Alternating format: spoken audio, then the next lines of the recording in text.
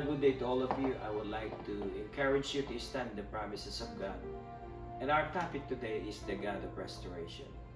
The Bible says, I will restore to you the years that the locust has eaten, the canker worms, and the caterpillar, and the palmer worm, my great army which I sent among you.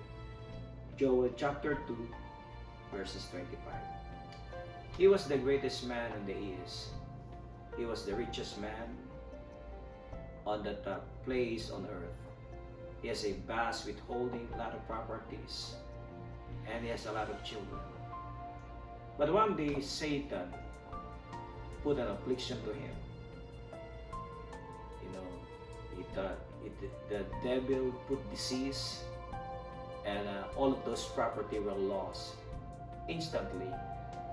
And the richest man lived on extreme poverty. His name is Job. But despite of those great trials, despite of those ordeals, adversities, Job maintained his integrity. His faith remained firm, intact, despite what's going on. And what happened in the life of Job is at the latter days of his life, the Lord restored him back. The Lord restored everything what the devil has stolen. And look what happened to Jonah. Jonah failed in his mission to carry out the task to Nineveh. And because of his disobedience, God sent a whale. And he spent 3 days in the belly of the whale. But when he repented, God sent him back to the city of Nineveh and revival took place. You know, our Lord Jesus Christ was despised, was oppressed, was rejected, and crucified, killed, and buried. But one day he was resurrected. On the third day, he became the King of Kings and Lord of Lords.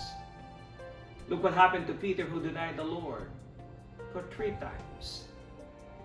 But God restored him to become a fiery evangelist, a great Pentecostal preacher, and he won 3,000 souls in one crusade. How about Zacchaeus? He's a tax collector who stole money from the people, but he became a follower of Jesus Christ, and he restored the money that he stole from the people and what he had stolen from the people. Luke chapter 19 verse 8. What does it mean? What the enemy has stolen to you, God can restore everything. Maybe your property, maybe your wealth, maybe your businesses, but God can restore them back in a manifold blessings.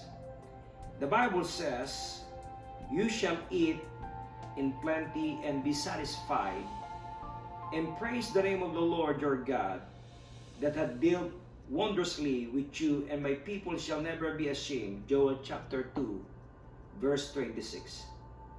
The Lord Jesus Christ indeed came to restore what the devil has stolen from you. You know, I pray that you have to cheer up, because the Lord is ready to bestow a manifold blessing to you.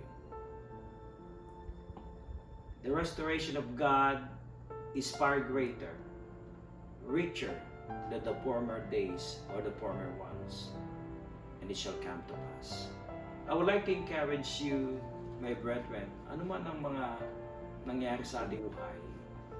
May panahon na tayo ay nalugi, may panahon na tayo ay nanghina, may panahon na tayo ay nagkasakit. But once they kayo lumapit sa Diyos, God remained faithful in His promises. He's so steadfast about it. Ano man ang pinangako ng Diyos, gaganapin niya. May mga kwento sa Biblia, hindi lamang itong binanggit ko, na kung saan sila ay nalugi, sila ay naapi.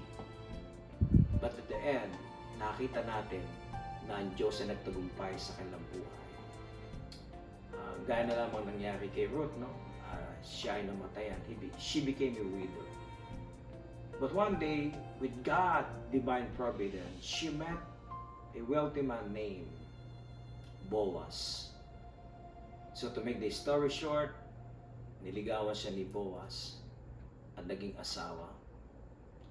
At pinanganak isang bata na ang pangalan ay Obed, at yan ay naging lahi ni Jesse at naging bunga si David, the greatest king of Israel. So nakita natin dito sa sitwasyon nito na she lived in extreme poverty, but when God intervened, she became a wealthy woman. At siya ay naging lahi at naging lola ng ating tinatawag na King David. At pag hinimay mo yung kanyang lineage, doon ang galing ang Panginoong Jesus. So I would like to say, be hopeful in the midst of storm. Tayo mga manampalatay dumadaan sa pagsubok. But there's a silver lining in the dark clouds. So cheer up and have hope in God. So God bless you. This is Pastor Philip, and I would like to encourage you to stand in the promise of God. Amen.